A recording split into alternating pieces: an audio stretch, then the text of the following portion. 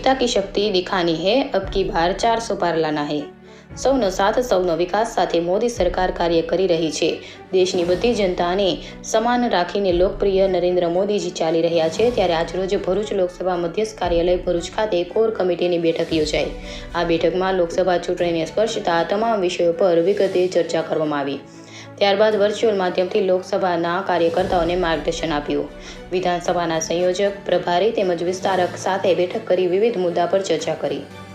આ પ્રસંગે બેઠકમાં લોકસભા પ્રભારી અજયભાઈ ચોકસી, લોકસભા સંયોજક યોગેશભાઈ પટેલ, ભરૂચ જિલ્લા પ્રમુખ મારુતિસિંહ અટોદરિયા, નર્મદા જિલ્લા પ્રમુખ ઘનશ્યામભાઈ પટેલ, ભરૂચ જિલ્લા પ્રભારી અશોકભાઈ પટેલ, વાગરા વિધાનસભા ધારાસભ્ય અરુણસિંહ રાણા, ઝઘડિયા વિધાનસભા ધારાસભ્ય રીતેશભાઈ વસાવા, ભરૂચ વિધાનસભા ધારાસભ્ય રમેશભાઈ મિસ્ત્રી, જંબુસર વિધાનસભા ધારાસભ્ય ડીકે સ્વામી, ભરૂચ જિલ્લા પંચાયત પ્રમુખ મહેન્દ્રસિંહ વાસદિયા, જિલ્લા મહામંત્રી કાર્યકર્તાઓ ઉપસ્થિત રહ્યા હતા।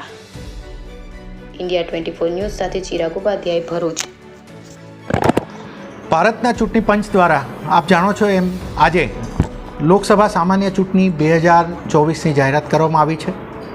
એ જાહેરાત થતાં જ આદર્શ આચાર સંહિતાનો અમલ શરૂ થઈ જાય છે। મિત્રો, ભરૂચ લોકસભા મતવિસ્તાર વિશેની ચૂંટણીની થોડી માહિતી આપને આપું તો આપણું ચૂંટણીનું જાહેરનામું 12/4ના રોજ થાય છે અને આખી એની પ્રક્રિયાના અંતે આપણે મતદાનની તારીખ 7/5/2024 રહેશે। આપણે ત્યાં ભરૂચ મત વિસ્તારમાં 7 વિધાનસભા મત વિસ્તારો આ લોકસભા સીટમાં આવે છે અને એમાંથી 5 ભરૂચ જિલ્લાના આવે છે, 1 નર્મદા જિલ્લાના આવે છે અને 1 વડોદરા જિલ્લાના આવે છે। આપણા ત્યાં અમારા દ્વારા સ્ટાફ નિમણૂક કરી દેવામાં, સ્ટાફની ટ્રેનિંગ્સને બધું હવે શરૂ થશે અને સ્ટાફની રિક્વાયરમેન્ટ આપણે હું વર્કઆઉટ કરીને આપું તો 1893 આખા મત વિસ્તારમાં આપણે મતદાન મથકો છે તો એને લઈ અને આખી રિક્વાયરમેન્ટ પ્રમાણે એમનું પોસ્ટ કરાઈ રહ્યા છે, થશે। મતદારોની સંખ્યા હું આપને આખા લોકસભા મત વિસ્તારની ગણાવું તો 8,75,104 પુરુષ મતદારો, 8,27,607 મહિલા મતદારો અને થર્ડ જેન્ડરના 83 મતદારો, એમ કરીને કુલ 17,18,794 મતદારો આમાં ભાગ લેશે। થોડો વિશેષમાં 18-19ના વયના મતદારો 30,224 મતદારો 18-19 વર્ષના હશે અને 20થી 29 વર્ષના 2,60,596 મતદારો આપણા રહે છે।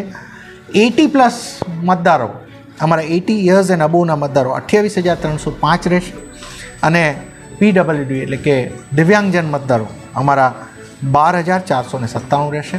તમામ પ્રકારની આ સારું સંખ્યામાં મતદાન થાય, ખૂબ લોકો એને ભાગ લઈને આ ઉત્સવમાં, લોકશાહીના ઉત્સવના ભાગીદાર બને તેવી અમારા ઇલેક્શન તંત્ર દ્વારા વ્યવસ્થા છે। હું આપના મીડિયાના મિત્રોનો હું એક સહકારની અપેક્ષા સાથે અપીલ કરીશ કે આપણા નાગરિકો, આપણા મતદારો આ એક ઇલેક્શનના પર્વના ભાગ બને અને આ પર્વ થકી આપણા જિલ્લામાં ખૂબ સારી રીતે મતદાન થાય, ખૂબ સરળતાથી થાય અને એક ઉત્સવ તરીકે ઉજવાય એવી શુભકામના।